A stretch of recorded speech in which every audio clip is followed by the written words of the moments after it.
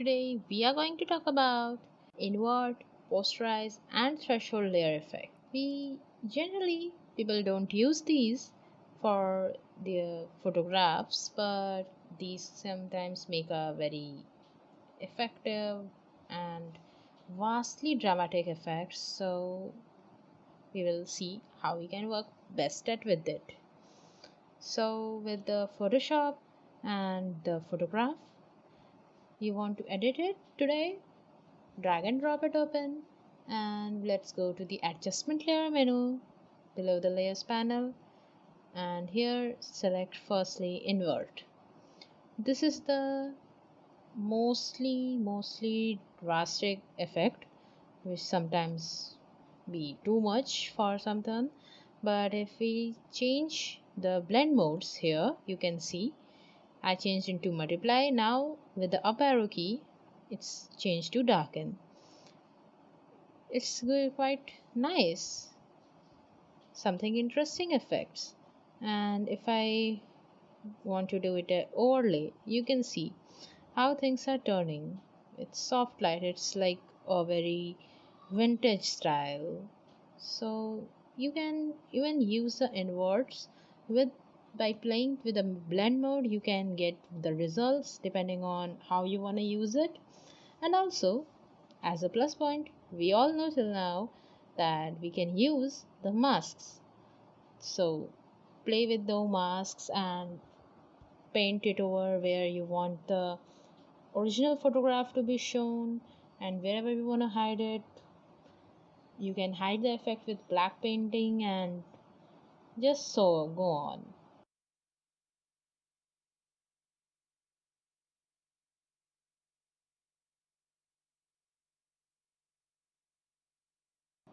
All you have to do is go explore, and as much as you explore, you will learn something new that you will love of using invert effect like this. Whatever I have right now is looking much more happening and fun rather than the original photograph.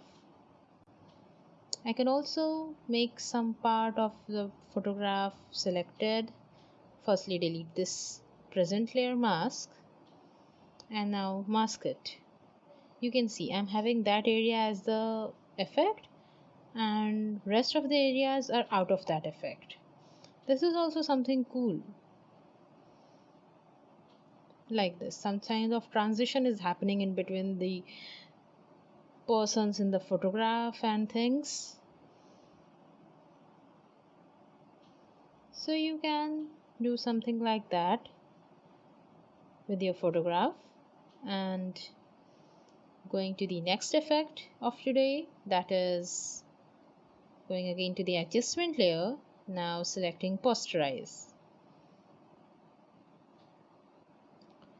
This is what it's making a poster stamp effect kind of thing with the colors. So if we go totally left, you can see it's too much, and with the right side it's very low, like of nothing.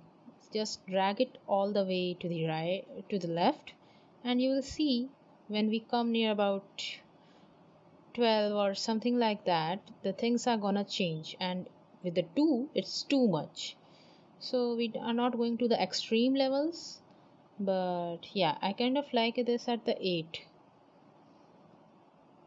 This is sweet poster effect, and you can also give it a more warm look or cooler by going to add another adjustment layer that we learned yesterday, that was solid color adjustment layer. Here I am selecting a golden yellow color for that and changing the blend mode to soft light, or we can even go to multiply. So you can see it's making the things much more warmer, and it's giving an even tone for what we were having earlier. With just a posterize, it was too much colors in one photograph, but with the filter of yellow it's now in a even tone. So this is depends on how we play with the things. So delete the present effect. I'm going to make you guys learn the next, that is threshold. This is basically black and white. There is nothing gray in this photograph. Everything is either black or white. This graph shows the white areas, this is with the white, and the black with the blacks. If I go to the left, you can see it's increasing the whites, and if I go to the right, it's increasing the blacks in the photograph. So wherever you find nice effect, you can anytime stop your bar at that point. Like, I want the picture to be more out of black, like this. But there's a trick, and you can make this black and white into a monochrome color kind of thing. Again, using solid color layer mask, using solid color layer from the layer adjustment. This time I'm making a light color like this, and with a multiply effect from the blend tone, you can see it's now a black and color photograph. What if I want the color in the black areas? You can just use a screen. This way you can use a color blocking a kind of photograph, and you can give it a poster effect for that. So wear the creative masks for your another blending adventures, and make something very creative from your photographs that you click in general. You can make much more dramatic effects with that.